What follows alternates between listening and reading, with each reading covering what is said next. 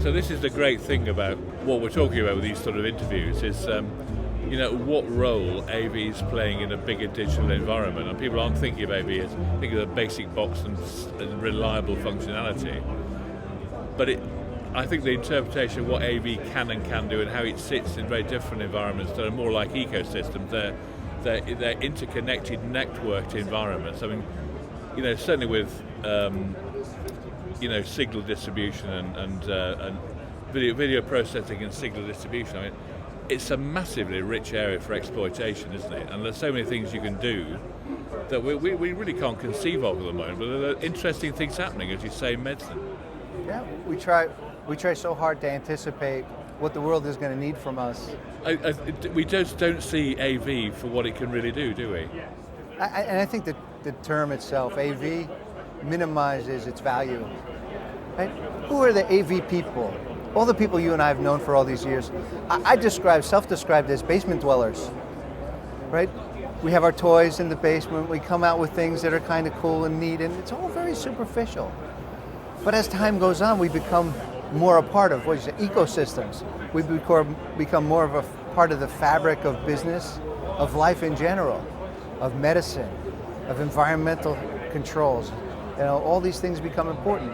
We use the term mission critical on a constant basis. What does that really mean? Is it mission critical for the military? You think of the role of AV in the military, all of a sudden it's not so superficial. You think of it in terms of medicine and doing surgical procedures. Audiovisual is a critical part of that. Maybe not the audio so much, but the video and doing that correctly, and as you said, reliably, where does it fit? Command and control centers, secure operations. This is no longer fluffy, superficial stuff. I used to describe it, and I'm going on here by myself, I used to describe it to friends saying, listen, I play with toys for boys. I've been in this business for many years, and back in those days, it was toys for boys. Everything was fun. Yeah, we were on a battleship, a missile cruiser every once in a while, but for the most part, it was just fun pictures and making things look cool and special. But it's evolving into a critical element in everything we do. Omni-channel marketing in retail. How does retail stay alive in the world of web purchasing? People go online and buy stuff. Well, stay alive by creating a new experience for a customer going into a store. How do you do that? AV. What are your options? You have to bring these tools to play in that environment in order to revitalize or keep alive an experience for you and I.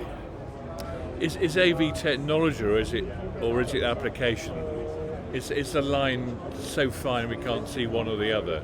We're getting hung up on infrastructure, what it needs to exploit AV, because there's a problem with interoperability, even though we try and link functionality up to create everything else. But the necessary transmission mediums, necessary support infrastructure is what people are focusing on, rather than probably what you need to do and achieve with it, which is where experiences will come from, the thinking behind it, and then think, how AVs can support it, because that's the strategic nature of it. It can be so important to a business and yet not be seen as being important because people think it's a sort of basic element of technology. It's true. In the way you describe that, it's clear where where the connection is missing, and I think it's not whether or not infrastructure is important, reliability is important. It's the knowledge of what you can do with it, and this is where our industry fails. By and large, we're a bunch of manufacturers who come up with fantastic tech, and we present it to the distributor or a resale channel, and we expect them to understand all the things we thought of or dreamed of in our hearts about what this could do. And we expect them to take that message to the people who have the need and help them understand what's possible. We fail. We fail at teaching the end user market about what's possible. It's getting better, but in general, there's a big loss in communication between the brilliant minds that conceive of these products and the people who ultimately have to use them. And we need to be more conscious of the messaging we deliver. Clive, if someone walked into this exhibit who was an end user, they'd say, what is this about? Because my messaging isn't geared for someone who is ultimately going to use this. My messaging is for a reseller or a designer or somebody who I'm hoping is going to be able to build it into a critical infrastructure or build it into a user experience. We don't do it well. We need to do it better. Well, product shows aren't geared to user experiences, are they really? They should be. I just think as product shows evolve, they should be more, I'm not saying they're not relevant, but they should be, if we can't communicate, what chance does anybody else have? I mean, we should be able to communicate more effectively and in a more dramatic way that shows off the wow factor. That's how we're trying to attract new talent in the industry. If we can't do that to ourselves and our own end users, how are we going to attract new talent and just show what it can do and bring them in and entice them in? I feel that. I mean, I feel it every day, but I can't ignore the messaging I'm doing here and who it's targeted for is my assumption of what the demographic is here. And I don't have the bandwidth to go and talk to the end users. I can't do all that.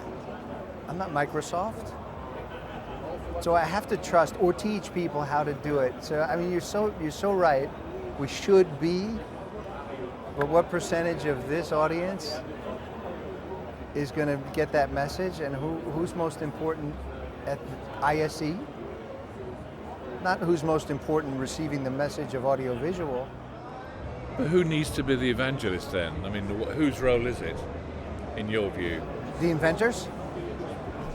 They're not wheeled out often enough, are they? No, and that's us. And that's one thing that tvONE does well, is we do go out and we talk to surgical device companies and say, look, we've been providing products to you for years.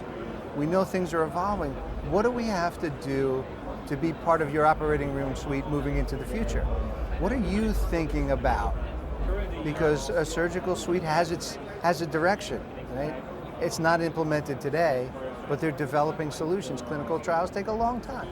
And so we do talk to them and we go back and we invent what's necessary to support that future. But that's a very narrow vertical target. And just like you're saying, AV hits so many vertical targets. We talk to them as many as we can. We're very active in retail. How does that retail user experience, how is that important to them? What's worth the investment and what do they want?